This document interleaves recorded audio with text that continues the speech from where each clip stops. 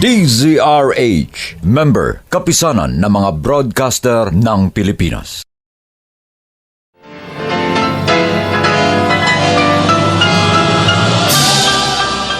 Buong karangalang inihahandog ng DZRH para sa bagong milenyo ang isa pang magandang dula mula sa panulat at direksyon ni Salvador M. Royales. May pangako ang bukas. Ikaw ang sanay sa politika! Salimpusa lang ako! At sa larangang ito, nagbabatuhan kayo ng putik! Lahat ng kapintasan ng kalaban, kakalkalin nyo! At ang pagkakamali ko, sumausaw ako sa laro ng mga tuso! May pangako ang bukas. Kasaysayan ng mga kaluluwang lupaypay na ang pusong hapong-hapo sa tindi ng malabis na pagdurusa. Subalit sa kabila ng lahat, huwag kalilimutang paglipas ng isang dapit hapon ay sisikat ang araw na magsisilbing tanglaw sa sinumang tinakasan na ng kawalang pag-asa. Dahil sa likod ng mga hinagpis ay may naghihintay na ligaya. Sa bawat kabiguan ay may makakamit na tagumpay, laki pang pangarap na sa bawat himaymay ng laman ay muling mabuhay ang dugong nananalaytay sa mga ugat at unti-unting mauusal ang mainspirasyong mga katagang. May pangako ang bukas.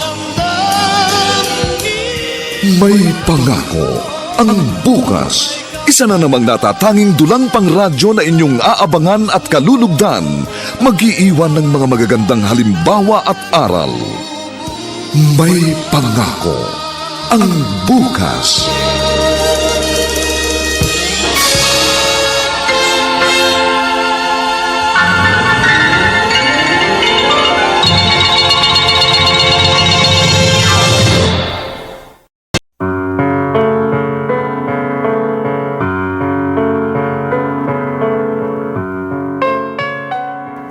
May mga nakakubling kwento sa likod ng makulay na buhay ng mga politiko. Kung ang nakikita natin sa kanila ay ang magandang ngiti, marami sa kanila ay may ikinukubli ring malungkot na karanasan. Mga kaibigan, narito po ang aming tampok na kasaysayan sa linggong ito, pinamagatang Ang Pagkakamali Ko. Sumausaw ako sa laro ng mga tuso. Dito pa rin, sa ating natatanging dunang, may pangako ang bukas.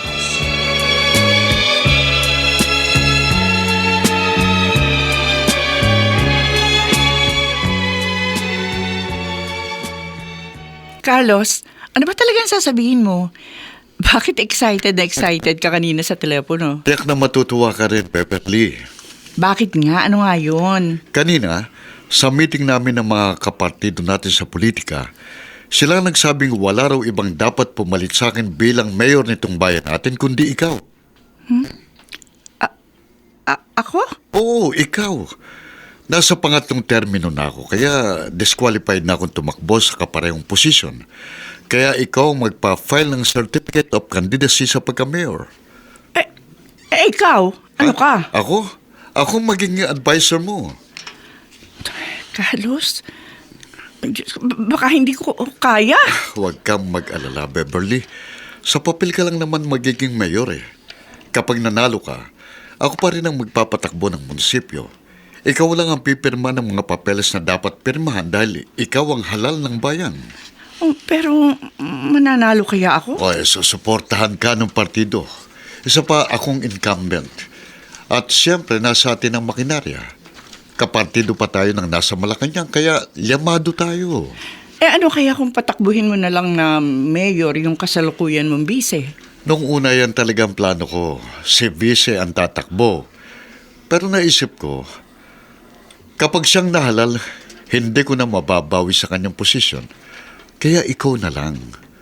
Kapag ikaw ang mayor, parang ako pa rin ang nakaupo sa munisipyo.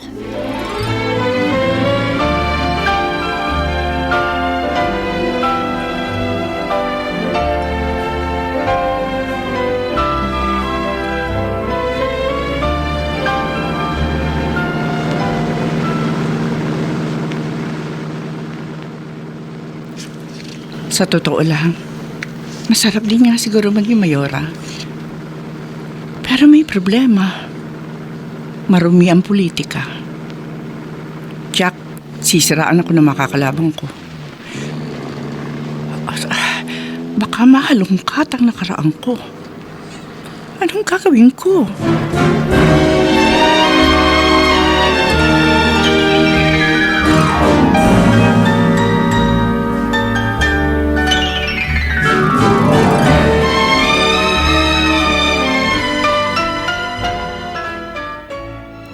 Nay! Ransel, bakit mo isinali ang pinto? May problema ka ba, anak? Talagang may problema ako, Nay. At gusto ko magsabi kayo sa akin ng totoo. Anong totoo ang sasabihin ko sa'yo? Noon ko pa ito naririnig dyan sa labasan. Hindi ko lang sinasabi sa inyo. Pero ngayon lang nang bumili ako ng shampoo sa tindahan ni Aling Gunding, direktang sinabi niya sa akin na ako raw ay hindi niyo totoong anak. Ano? Hindi raw totoong nagkaanak kayo ni Itay Takeo bago siya namatay. May nag-iwan lang daw sa akin sa inyo. Totoo ba yun? Ransel, Kung totoo, sabihin niyo sa akin, sino ang tunay kong ina?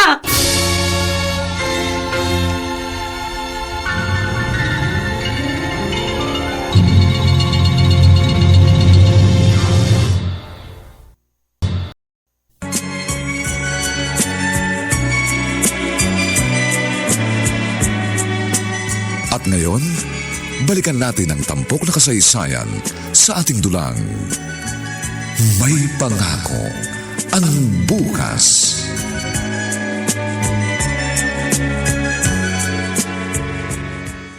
Anong sinabi mo, Wilma? Naglayas si Renzel. Opo, Itay. Ma'am, Nagal sa balutan siya matapos kong aminin sa kanya na hindi ko nga siya tunay na anak. bakit mo naman kasi inamin? Kasi alam na rin naman ho ni Renzel. May makakating dila na nagchismis na sa kanya. Sinabi mo ba sa kanya kung sinong tunay niyang ina? Wala po akong nagawa. Kaya inamin ko na. Sinabi mo rin ba sa kanya na nagkaasawa ang kanyang ina ng isang lalaking nagmula sa angkan ng mga politiko? Wala ho akong inilihim kay Renzel. Lahat po sinabi ko sa kanya. Katunayan ho, ibinigay ko na rin sa kanyang kaisa isang litratong naiwan noon sa akin ni Beverly. Nako, masama ang kutob ko. Ano ho ibig ninyong sabihin?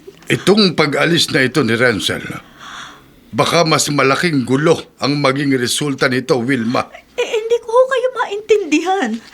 Magugulo ang buhay at pamilya ni Beverly kapag pumunta doon si Renzel at nagpakilalang anak siya nito. Nako, malaking eskandalo ito, Wilma. Malaking eskandalo ito.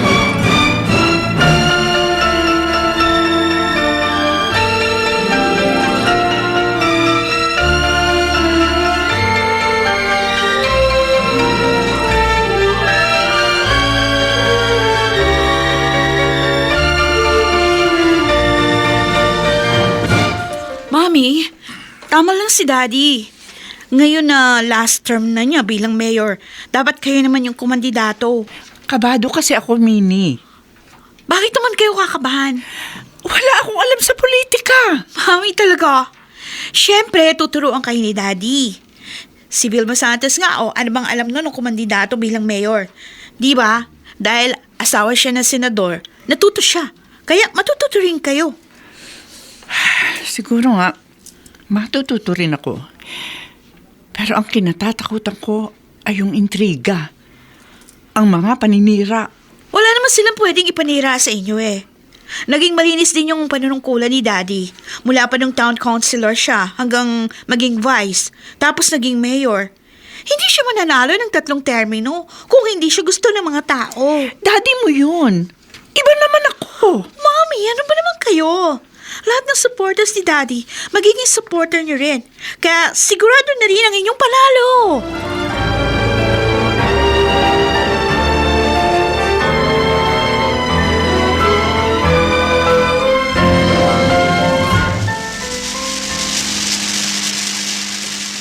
Mamang Jai, tricycle driver. Sa tabi lang po.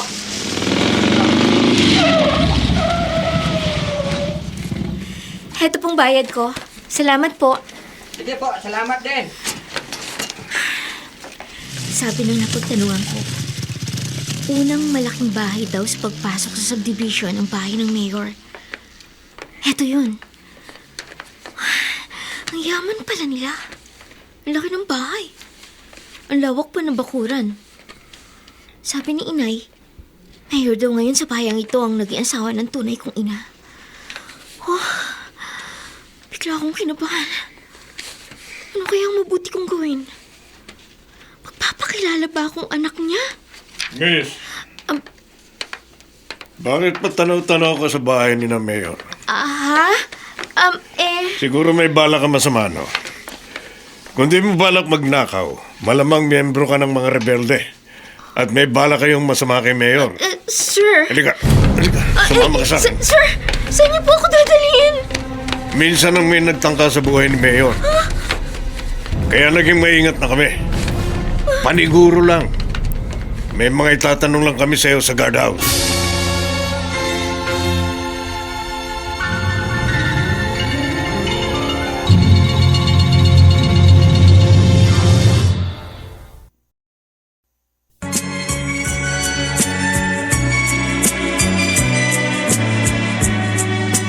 At ngayon, balikan natin ang tampok na kasaysayan sa ating dulang.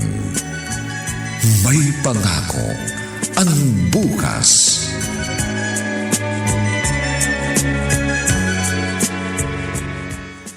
Maniwala po kayo sa akin, sir. Hindi po ako masamang tao.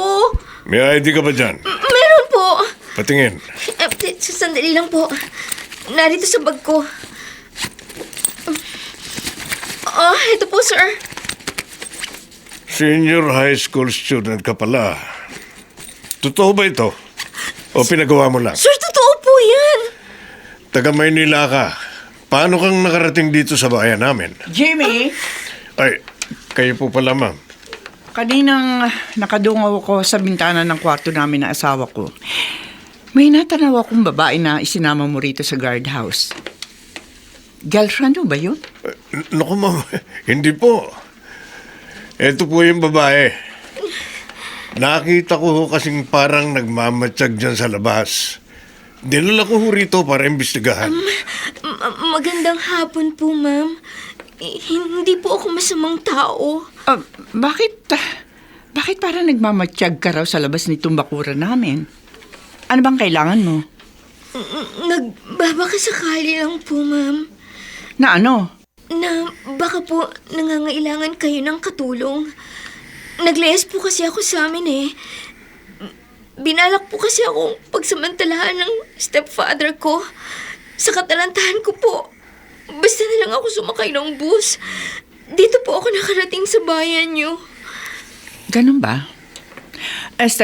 Jimmy, Ma'am, mukha naman siyang mabait. Hindi ako naniniwalang may masama siyang balak. Mukha naman nagsasabi siya ng totoo. sige po, ma'am. Pakakawalan ko na siya. No, hindi mo siya paalisin. Ah, Hindi mo ba narinig? Gusto niya mag-apply na katulong. Hindi ba, Iha? Ay, opo, ma'am. Gusto ko po. Halika. Sumama ka sa akin sa loob. Mag-usap tayo.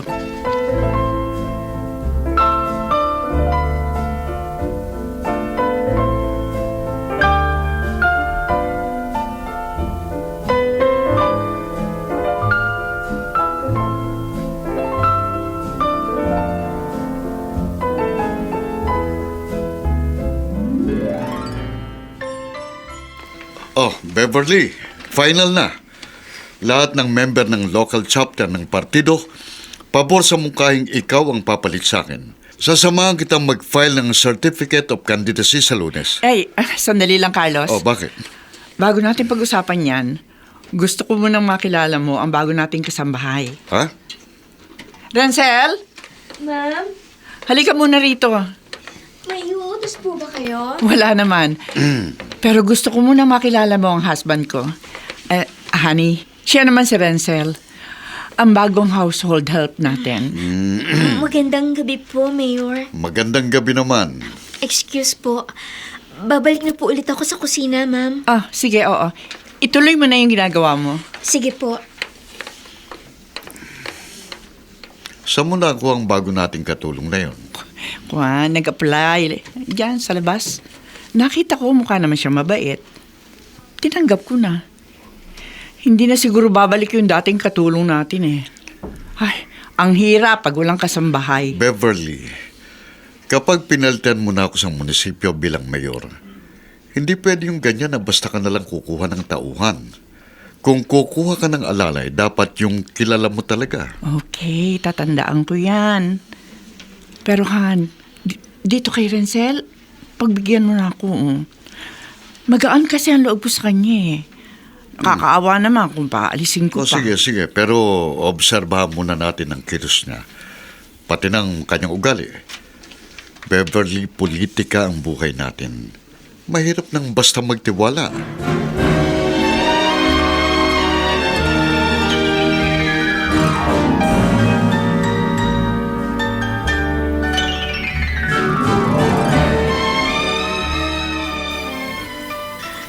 Narito na ako sa bahay ng tunay kong ina. Pero narito ako, hindi bilang anak, kundi bilang katulong. Gusto ko siyang yakapin at magpakilala sa kanya. Pero pag ginawa ko yun, baka magalit sa kanya ang kanyang asawa. Di bale, ang importante, narito na ako sa piling niya. Hihintayin ko na lang ang pagkakataon kung kailan kaya ko nang sabihin sa kanya na ako ang kanyang anak.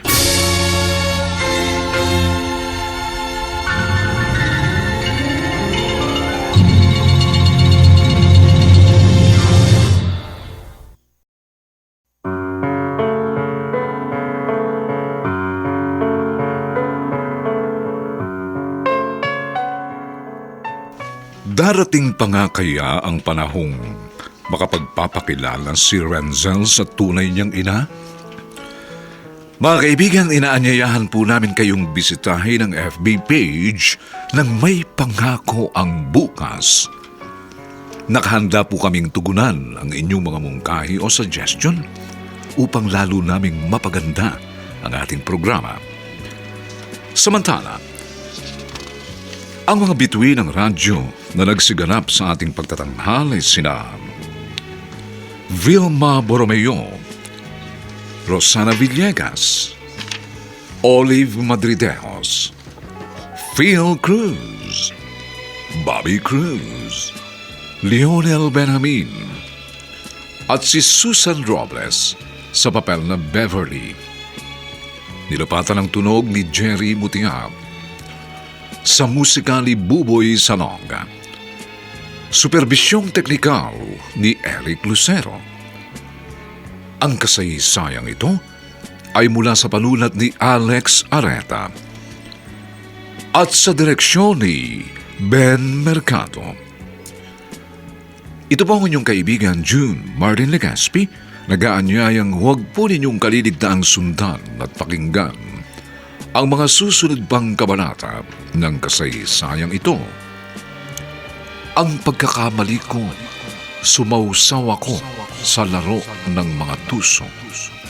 Dito pa rin, sa ating natatanging dunang, May Pangako ang Bukas.